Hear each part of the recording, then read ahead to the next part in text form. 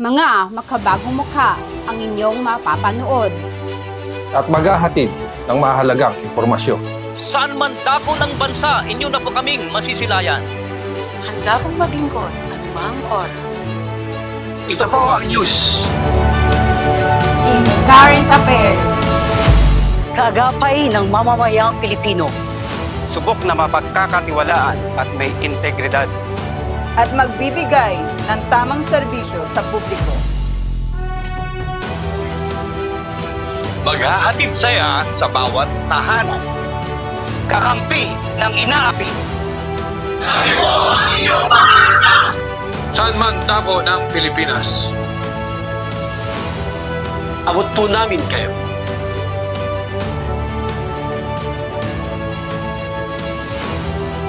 Kami po ang bumubuo ng Margo TV Broadcasting Network.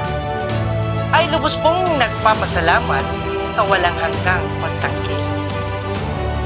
Maraming salamat.